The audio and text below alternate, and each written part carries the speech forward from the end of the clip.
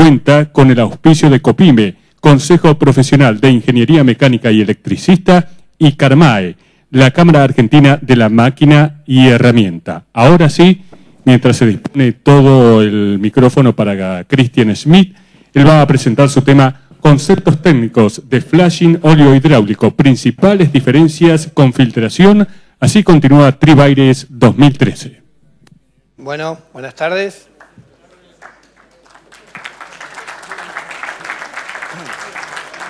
Ante todo queremos agradecer al comité organizador por la invitación nuevamente a presentar. El año pasado tuvimos el gusto de estar en Bahía Blanca y bueno, felicitarlos por la convocatoria. Realmente ha sido todo un éxito. Y bueno, al auditorio le comentamos que en esta oportunidad vamos a tocar un tema un poco más habitual en la industria, en el día a día. Esto verán que está muy relacionado con prácticas de mantenimiento, con buenas prácticas de lubricación. Básicamente, en la industria donde tengamos sistemas de lubricación o hidráulicos con gran contenido de aceite. Hablamos de turbinas de gas, de vapor, sistemas hidráulicos, sistemas de circulación en siderúrgicas, etc. Y hemos seleccionado este tema porque a lo largo de los años que llevamos en la industria aquí en Argentina y en Latinoamérica, hemos visto constantemente que suelen haber malinterpretaciones o confusiones entre lo que es un flushing óleo hidráulico y lo que es una filtración. Entonces, aquí ya un poco queremos inducir hacia dónde vamos, diciendo que bueno, el caudal sí importa, ya vamos a ver a qué nos referimos, pero básicamente aquí vemos un equipo pequeño con el que se hace una filtración externa y un equipo de bombeo de un caudal sustancialmente mayor, que es con el que se hace el flushing. Bueno, hemos preparado esta presentación junto con Roberto Romero, quien es el gerente de Luritech Argentina. Rápidamente, nuestra empresa en Argentina está desde el año 95, somos parte de un grupo internacional, prestamos servicios y soluciones en el área de la lubricación. Y bueno, esto lo agregué hoy cuando vi que la compañera de Concepción del Uruguay hablaba de su tierra. A nosotros también nos gustó un poco la idea. Y bueno, como ambos somos de Mendoza, promocionamos un poco nuestra tierra. Nos gustaría, sobre todo la gente que viene fuera de Argentina, que tenga la posibilidad de conocer Mendoza. Y si no, conocer a Mendoza a través de un buen Malbec. Eso se consigue por aquí a la vuelta. Bueno, vamos a comenzar. Primero, y siempre nos gusta iniciar con estas láminas, que muestran un poco cuál es la razón de ser de profundizar en este estudio y por qué hacer las cosas bien y como marca la norma. Aquí tenemos algunas estadísticas de General Electric. Ellos dicen que casi una de cada 5 veces que una turbina falla y ocasiona pérdida de producción, la causa raíz tiene que ver con la lubricación. Hay otro estudio del Instituto de Investigaciones Eléctricas en Estados Unidos que nos muestra que cuando una turbina sale por problema de lubricación, más de la mitad de las veces también la razón principal es una contaminación en el sistema. SKF dice algo similar para sus rodamientos.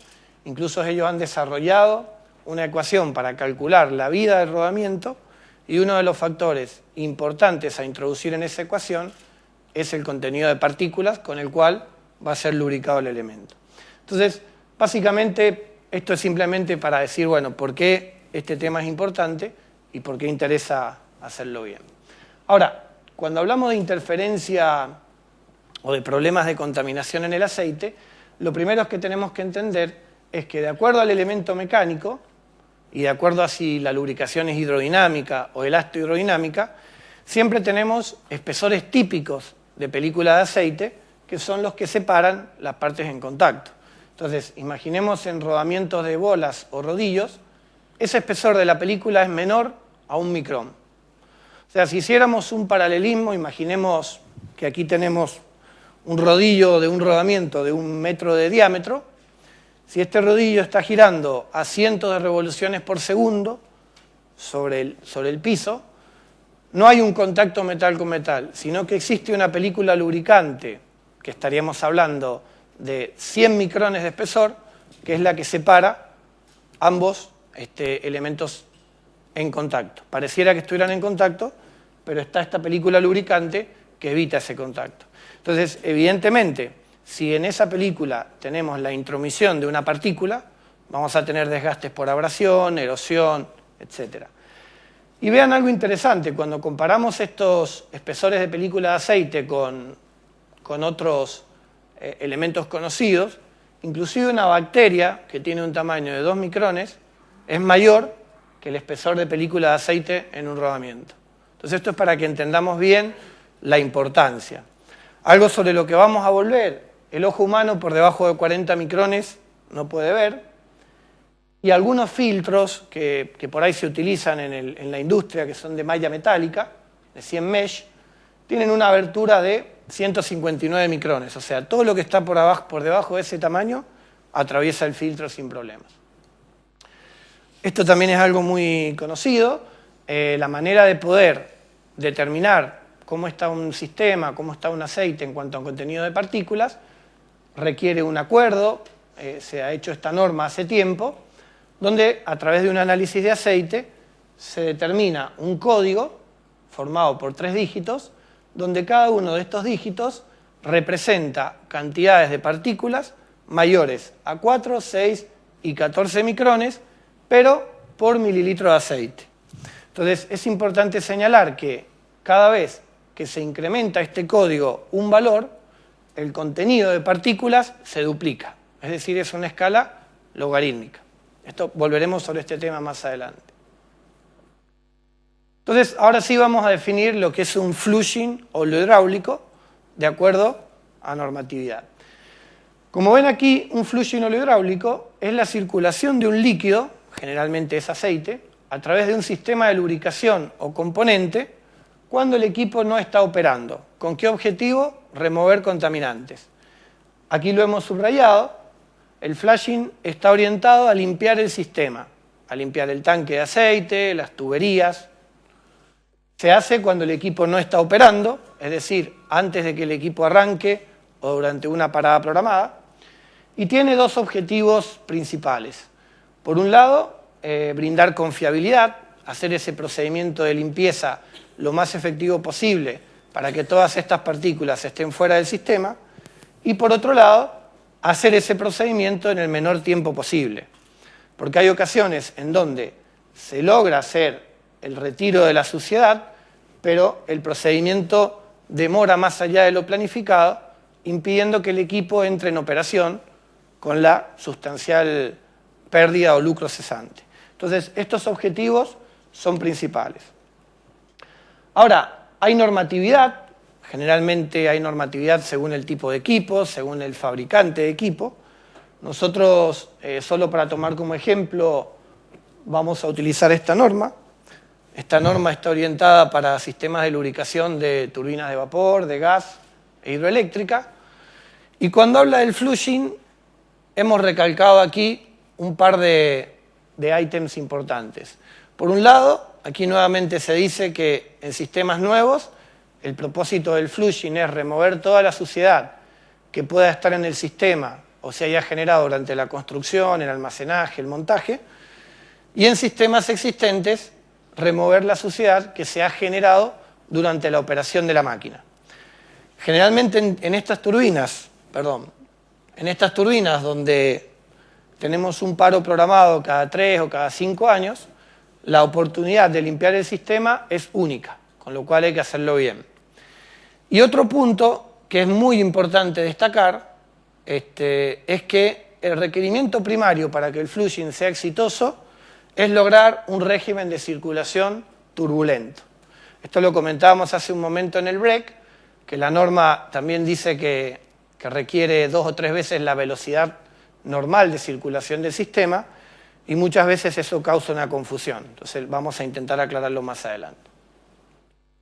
Entonces, aquí estamos. Normalmente, cuando se realiza un flushing, nosotros llamamos de una manera tradicional, sin prestar tanta atención a la norma, o porque así lo hemos hecho hace 30 años y nunca ha pasado nada. Lo que se hace es utilizar la propia bomba de lubricación del sistema, que siempre está diseñada para suministrar un caudal de circulación con régimen laminar. Entonces, aquí el área de oportunidad para incrementar la turbulencia una de las posibles acciones a tomar es utilizar un equipo externo de bombeo que provea alto caudal. Cuando hablamos de turbulencia, se nos viene a la mente el número Reynolds. Para poder incrementar el número Reynolds, uno de los factores, pero no el único, es incrementar la velocidad. Entonces, aquí tenemos un ejemplo de cómo calculamos el número Reynolds en una aplicación. Está directamente proporcional al caudal e inversamente proporcional a la viscosidad del aceite y al diámetro de la tubería a intervenir. Por supuesto, cuando ya tenemos un sistema, el diámetro ya nos viene añadido, con lo cual podemos jugar o con caudal o con viscosidad. Entonces, ¿cómo incrementamos el Reynolds? Incrementando el caudal o disminuyendo la viscosidad. ¿Cuál es el efecto? Si tenemos un régimen laminar, la distribución de velocidades, esta es la tubería, ¿no? Entonces, la distribución de velocidades de las distintas capas en un régimen laminar es gradual, teniendo la velocidad máxima en el centro y decreciendo paulatinamente hasta que en la periferia tenemos una velocidad cero. Es decir, si el objetivo es limpiar el sistema, es limpiar los internos de la tubería, con esto no estamos logrando el objetivo. En cambio, cuando tenemos un régimen turbulento, ya sea incrementando el caudal, disminuyendo la viscosidad o ambas cosas a la vez, tenemos una distribución de velocidad mucho más uniforme en todo el perfil de la tubería y en esta sección, que es donde nos interesa arrastrar suciedad, tenemos una velocidad bastante mayor a cero, con lo cual el objetivo de desprender la suciedad que pueda estar adherida en la tubería se vuelve más fácilmente alcanzable. Entonces, ese es el primer punto que a nosotros nos interesa señalar. Flujo o caudal elevado para tener un régimen turbulento. El segundo punto es que, ya que una vez que con un caudal elevado hemos removido la suciedad de la tubería, esa suciedad queda ahora disuelta en el aceite. Entonces tenemos que retirarla del sistema por medio de filtración. Nuevamente, volviendo al procedimiento tradicional o menos efectivo, generalmente se utilizan los propios filtros de la máquina, que suelen ser de 10, de 25 micrones, o también se colocan mallas metálicas, que eran las que comentábamos hace un momento, donde tenemos una apertura de 159 micrones. Entonces, si por un lado, con el alto caudal, generamos un régimen turbulento, pero por otro lado, no colocamos un filtro de alta eficiencia, esa suciedad no la vamos a retirar del sistema. Entonces, la norma lo que indica es utilizar elementos filtrantes de alta eficiencia, de 3 micrones o menor. De alta eficiencia también suena algo muy arbitrario. Entonces, para romper con esa arbitrariedad, lo que se hace es definir un factor que se denomina factor beta, que caracteriza al filtro, y se calcula como el cociente entre la cantidad de partículas antes del filtro y luego del filtro. Por ejemplo, aquí este filtro de 200 partículas mayores a 3 micrones está dejando pasar 100. Entonces, 200 dividido 100, 2. Es un filtro beta 2.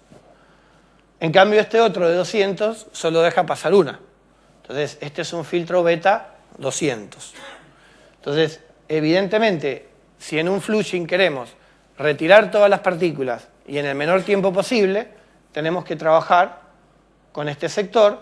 Estamos hablando de una eficiencia de remoción del 99.5%.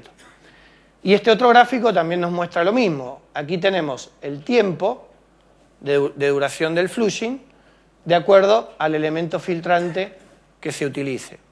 Ya si utilizamos filtro de 10 micrones, esto se puede llegar a volver asintótico y no alcanzar el valor que nos hemos planteado como objetivo para poder dar por finalizado el trabajo. Entonces, hasta ahora tenemos régimen turbulento, dijimos, incrementando el caudal con equipos externos o disminuyendo la viscosidad. Tenemos utilización de elementos filtrantes de alta eficiencia. Y el próximo punto tiene que ver con la confiabilidad del proceso, es decir, ¿cuándo damos por finalizado el proceso de limpieza?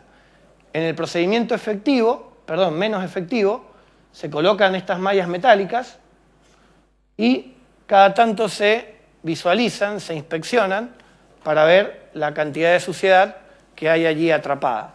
Entonces, volvemos a lo mismo. Si aquí vemos que la malla está limpia, solamente podemos aseverar que no hay partículas por encima de 40 micrones. Pero aquellas que nos interesan controlar, que eran las de 4, 6 y 14, no tenemos manera de saber si eso ha sido retirado o no del sistema. Entonces, lo que la norma recomienda es agregar a este procedimiento la toma de muestra y análisis de aceite en sitio. A través de un microscopio con una membrana, se van tomando muestras de distintos puntos del sistema, se van visualizando y se va viendo la evolución. También una buena práctica es retirar las partículas que quedan atrapadas en los filtros y observar al microscopio para ver cuál es su procedencia, y de esa manera, cuando el análisis ya nos diga que no hay más partículas, que el código ISO está alcanzado, es cuando podemos dar por finalizado el procedimiento del flushing con la total seguridad de que ha sido efectivo. En forma resumida, el proceso de trabajo de un flushing comienza desde el análisis del sistema de lubricación de la máquina, donde están las tuberías, donde hay elementos sensibles como cojinetes, placas orificio, válvulas. ¿Por qué? Porque al momento de armar el circuito para hacer el flushing, se deben colocar unos bypasses para que este caudal turbulento no pase ni por cojinetes ni por otros elementos que ocasionen una restricción de flujo.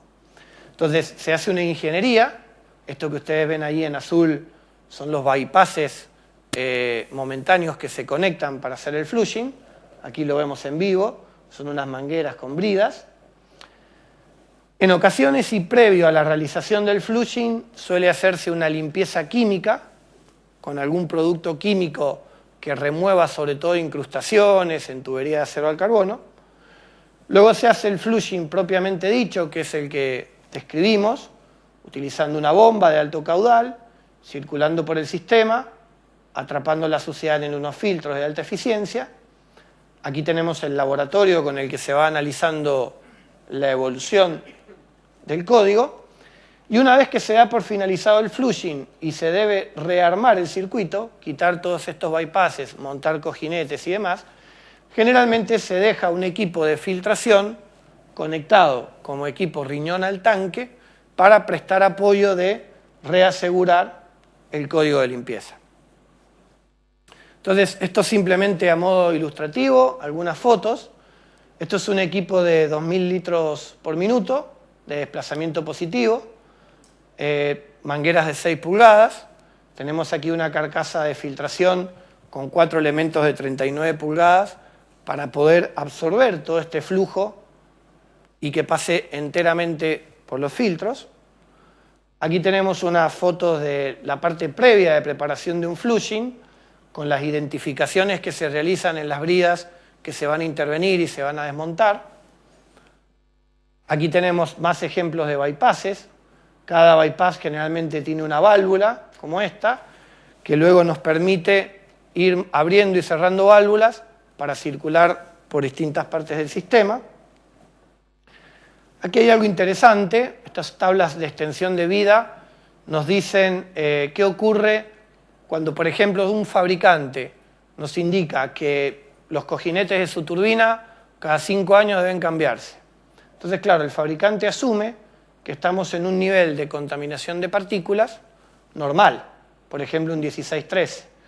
Pero si en lugar de estar en este valor estamos en un 22-19, esta tabla, que sería este cuadro aquí, y puntualmente para turbomaquinaria, nos está diciendo que la vida del cojinete se deberá disminuida en 3 veces y media.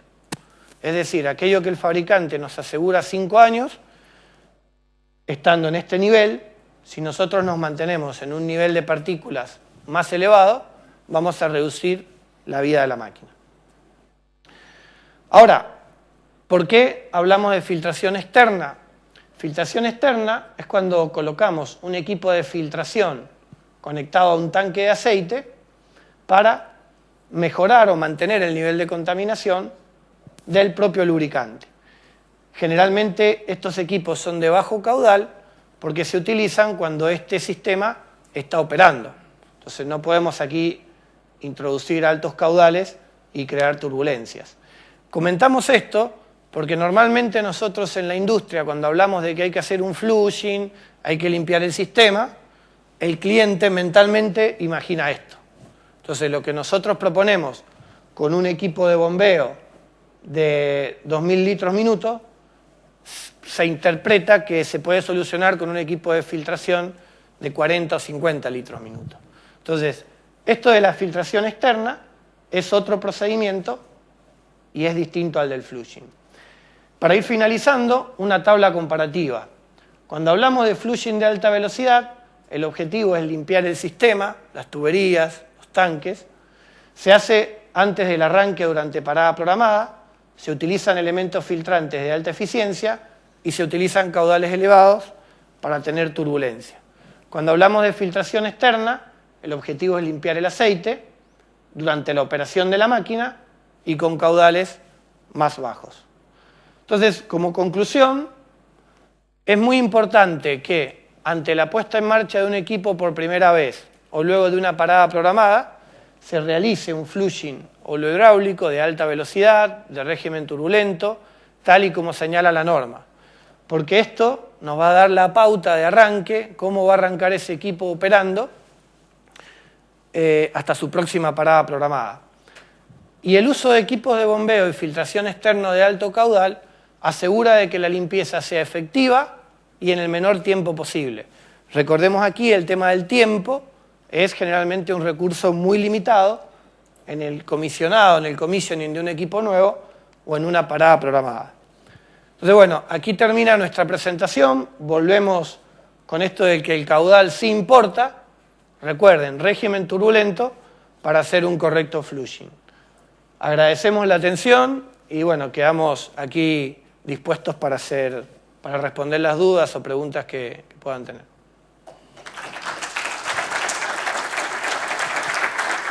Hecha la invitación por Christian Smith, quedan a disposición las preguntas del auditorio.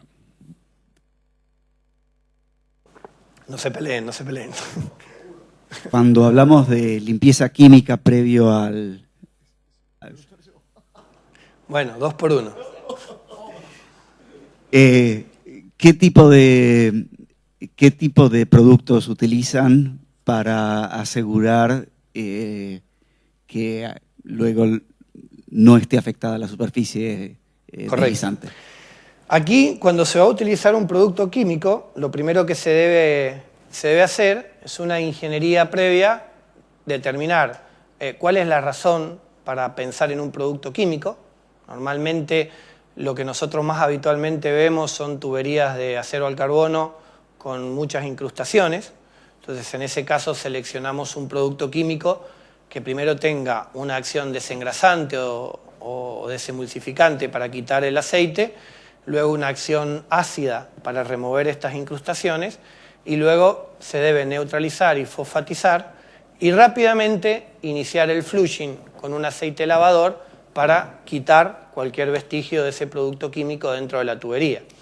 Ahora, hay otros casos, por ejemplo, en sistemas térmicos, donde el tipo de contaminación es otra, es aceite carbonizado. Entonces, quizás en esos casos se utiliza algún solvente. Recientemente estamos desarrollando también un procedimiento para retirar lacas y barnices de tuberías. Ahí también se utiliza un producto que directamente se puede mezclar con el aceite. O sea, es decir, cuando hablamos de limpieza química no podríamos englobarlo en un único concepto, sino que hay diferentes tipos y cada una requiere un análisis muy particular. Porque habitualmente cuando no se hace esto bien y se intenta agregar algún producto extra antes del aceite para limpiar, mucha gente introduce vapor, introduce aire a presión y a veces se logran efectos totalmente contrarios, ¿no? Entonces, resumiendo, la respuesta es que hay varios tipos de productos, pero requiere un análisis muy específico y muy puntual. Entonces, les respondí a los dos. Ah, no, tienes otro. Cristian, hablaste de una limpieza química para la tubería Sí. específica. ¿Qué ocurre con la centralina, si es que lo hubiera, o una caja de transmisión que a su vez es a veces un depósito del lubricante y puede desarrollar esas lacas y barnices que mencionabas? ¿Y cómo compatibilizar esto por ahí con la presencia de cojinetes planos que puedan o no ser afectados por el agente, el limpiador? ¿Cómo dividen el flashing? Correcto. Cuando hay un sistema de lubricación con su propia centralina, a la hora de diseñar el procedimiento, si es solo flashing oleohidráulico, generalmente intervenimos manualmente en la centralina, limpiamos, cargamos con aceite filtrado y solemos utilizar la misma centralina para que nuestra bomba aspire y luego retorne del sistema. Ahora, si hay que hacer una limpieza química previa, ya sea en la tubería o en la centralina, lo que se hace es separar el circuito en dos. Por un lado se traen tanques externos para aspirar y retornar hacia el sistema, y por el otro lado se realiza una intervención manual, también en la centralina o en el tanque, para poder alcanzar, digamos, mecánicamente la mayor cantidad de superficie que luego estará en contacto con el aceite. Y lo mismo ocurre en el caso de reductores. Generalmente cuando hay cajas de engranajes donde no hay un acceso muy bueno para hacer una limpieza manual, lo que se puede hacer es un circuito de circulación con aceite. Nosotros la verdad que ahí productos químicos preferimos no agregar, y fabricar un dispositivo, digamos, que permita bombear el aceite con una manguera e ir dirigiendo el chorro de aceite hacia las distintas partes en contacto para poder limpiar. Porque claro, ahí no hay manera de lograr turbulencia que no sea de esta manera, ¿no? La limpieza se torna un poco más mecánica. ¿Cómo se planea el grado de limpieza que se va a aplicar? El equipo está en operación, tengo el paro programado en julio y Sí. empezamos a planear la tarea. ¿Y qué es lo que proponen ustedes para como medidas preventivas para poder diseñar el sistema de limpieza a aplicar? Bueno, eso tiene dos componentes importantes. Por un lado, mientras el equipo está operando, si es posible hacer alguna inspección visual o con boroscopio, por ejemplo en las tuberías de retorno del aceite, generalmente no van completamente llenas, hay visores, se puede hacer una inspección a ver qué es lo que encontramos. Y por otro lado, cuando fijamos el código ISO objetivo del flushing, también como que hay dos parámetros. Esta tabla claramente nos dice que mientras más limpio, mejor. O sea, evidentemente, mientras el código alcanzado sea menor, tanto va a ser mejor. Otra regla de una buena práctica que suele utilizarse es que el código ISO que el fabricante o la norma especifica para la operación de la máquina, se toma ese código ISO y generalmente para el flushing se pone como objetivo un código menor, es decir, la mitad de contenido de partículas. Pero generalmente si se utilizan todas estas herramientas que hemos comentado, equipos externos, aceites de baja viscosidad, elementos filtrantes de alta eficiencia, en el 90% de los casos se llegan a códigos de limpieza muy por debajo de lo planificado. Tenemos una consulta más. Buena presentación, mucho mejor. No, mi pregunta es la siguiente. Cuando tú hablabas de flujo laminar y Sí. filtras directamente del depósito, casi un sistema hidráulico. Claro, es que, repito, esta lámina, ¿por qué la colocamos? Si bien estamos hablando de flushing, en ocasiones nuestro interlocutor nos dice, pero yo tengo aquí un equipo para hacer flushing. Y en realidad lo que tienen es un equipo de bajo caudal y filtración, que la utilidad adecuada es estar recirculando el tanque de aceite. Aquí, claro, tenemos el sistema de lubricación o hidráulico que va hacia la máquina. Entonces esto es una filtración indirecta, un equipo riñón, que obviamente ayuda. Cuando la máquina está operando, no tenemos otra posibilidad que hacer esto. Pero ¿qué ocurre? Si cuando la máquina paró hacemos un buen flushing, las probabilidades que luego, cuando la máquina esté operando, presenten niveles de contaminación elevados, se reducirá. Y en esos casos, una vez terminado el flushing, ¿no analizan la necesidad o no de agregar un aditivo en función de lo que el aceite haya consumido? No, bueno, el tema de agregar aditivos al aceite, si tuviéramos que dar una respuesta categórica de nuestra parte, que no somos formuladores de aceites, diríamos que es preferible no agregar ningún aditivo al aceite. Que cuando...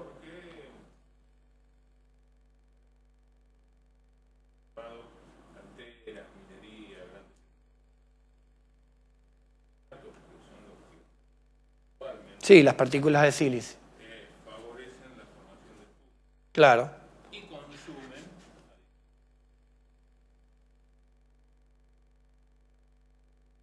Sí. Por supuesto, y los formuladores de aceite lo hacen. Nosotros cuando un cliente nos dice que quiere readitivar el aceite, lo enviamos directamente con quien formuló ese aceite. Porque recuerda que un aceite es una mezcla de un aceite base con un paquete de aditivos estabilizado. También hemos visto que por agregar un poco de aditivo a extrema presión, se desencadenan otros factores. Entonces, en este caso, más que hablar de aditivos, estamos hablando de presencia de contaminantes externos. Entonces, las acciones proactivas serían sellar bien los tanques, colocar filtros respiraderos, colocar sellos. Hay otra serie de acciones para evitar que esa contaminación ingrese al sistema y no va tan relacionada con el tema de readitivar, ¿no? Una vez que ustedes terminan de limpiar el código ISO, ahí hacen el análisis químico y ven la factibilidad o no de aditivos vía el proveedor de lubricante. No, nosotros generalmente en ese campo no entramos. Nosotros realizamos el flushing, analizamos. Luego normalmente el cliente tiene su programa de monitoreo de análisis, que generalmente el proveedor de lubricante ofrece un paquete de análisis muy básico. Nosotros recomendamos siempre trabajar con un laboratorio especializado en el área. Y a partir de las tendencias y los resultados de esos análisis es cuando se deben tomar acciones que pueden ser diversas, ¿no? Perdón, había quedado por aquí... O con un café, con un Malbec lo resolvemos. ¿Cómo? Con un flash. Yo siempre, la paradoja de todo esto, es que por qué dos mendocinos se dedicaron al aceite y no al otro fluido, pero bueno, no sabemos. Cuidado que el vino se filtra. También, sí.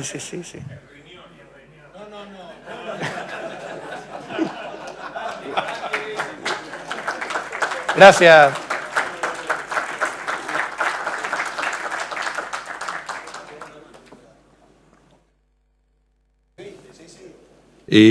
Ustedes, indudablemente toda esta aplicación de flashing lleva implícito una parada de equipo, incorporación de equipos, manipuleo del sistema.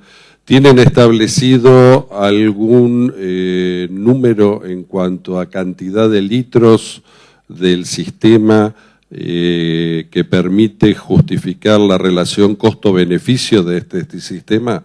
Bueno, muy buena su pregunta, porque me voy a ir un poco más atrás.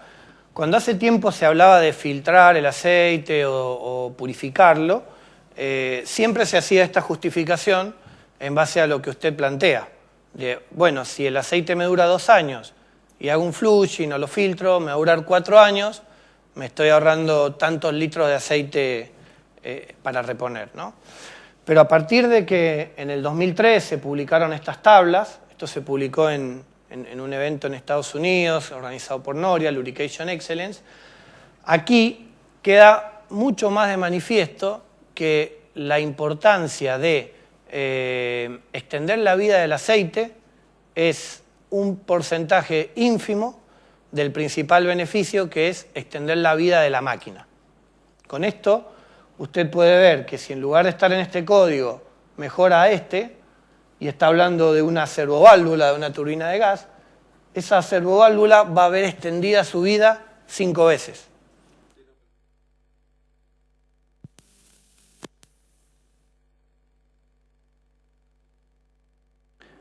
De 10 litros que...